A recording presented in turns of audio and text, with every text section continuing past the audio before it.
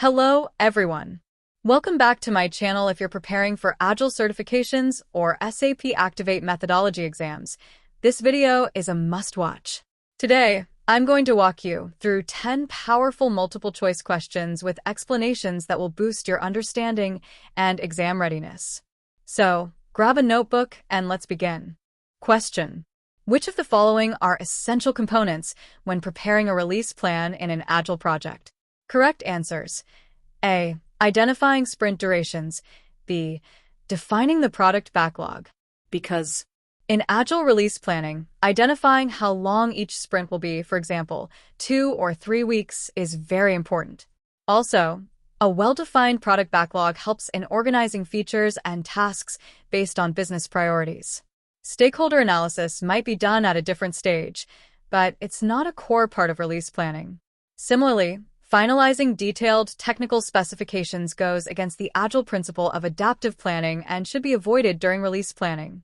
Next question: which of the following activities typically occur during a sprint planning session? Correct answers: A. Defining sprint goals. C. Breaking down user stories into tasks. Because during a sprint planning session, the team defines what they want to achieve in the upcoming sprint, called the sprint goal. They also break large user stories into smaller, manageable tasks. Reviewing the full project roadmap is usually done during release planning, not in sprint planning. Also, in Agile, assigning work is a collaborative team decision, not done top-down by any leader. Next question: during the execution of a sprint, which events are mandatory for ensuring continuous progress? Correct answers: A. Sprint review. B. Sprint retrospective. C. Daily Scrum. Because the 3 required Scrum events during a sprint are: Daily Scrum, 15-minute meeting to sync up; Sprint Review, showing what was built; and Sprint Retrospective, reflecting on improvements. Product increment may or may not be released after every sprint, depending on the project, so it's not considered mandatory every time. Next question: which Agile techniques support continuous improvement and learning within the team? Correct answers: A. Sprint retrospective. C. Burn down charts. D. Time boxing. Because sprint retrospective is a dedicated session for identifying what can be improved in the next sprint. Burn down charts help visualize progress and detect delays early.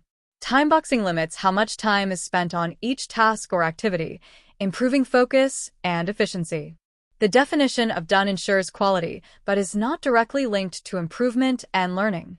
Next question: which of the following statements about Agile release planning are true?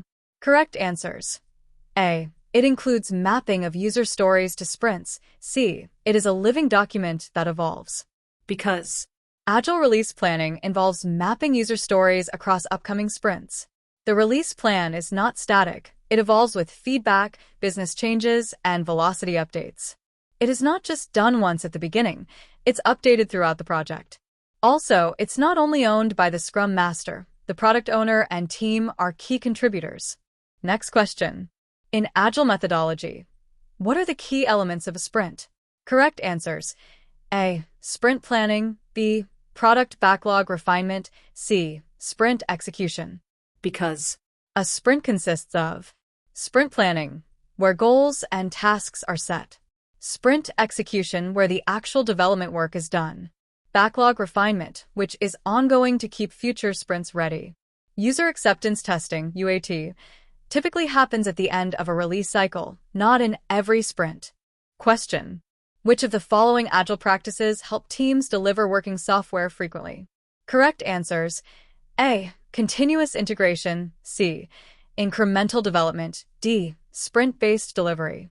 Because Agile teams deliver frequently by continuous integration, which ensures that code is tested and merged regularly; incremental development, meaning software is built in small, functional pieces; sprint-based delivery, where a usable product increment is created every sprint.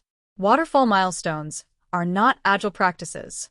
Question: what are valid reasons to hold a sprint retrospective? Correct answers: B. To identify improvements for the team. C. To celebrate successes. Because sprint retrospectives are held to reflect on the sprint, what went well, what didn't, and what can be improved. They are also a great opportunity to acknowledge and celebrate team achievements. Planning the next sprint or reviewing technical architecture are done in other meetings like sprint planning or technical design discussions. Next question. What are the key components of the SAP Activate methodology? Correct answers. A. SAP best practices. C. Guided configuration. Because SAP Activate is built on SAP best practices, which offer pre-configured business processes. Guided configuration, which simplifies the setup and adjustment process. ASAP is an older methodology and Solution Manager is a tool, not core components of SAP Activate. Question. Which of the following statements correctly describe the purpose of SAP Activate? Correct answers. A. It supports all deployment modes of SAP S/4HANA. D. It combines Agile, SAP best practices, and configuration tools. Because SAP Activate is designed to support all deployment modes, on-premise, cloud, and hybrid. It combines the flexibility of Agile with SAP's best practices and tools like guided configuration, helping businesses implement S/4HANA efficiently. It's dynamic and flexible, unlike a static methodology. I hope this video helped you understand key Agile and SAP Activate concepts clearly. If you found this useful, don't forget to like, share, and subscribe to the channel. Keep learning, and I'll see you in the next video.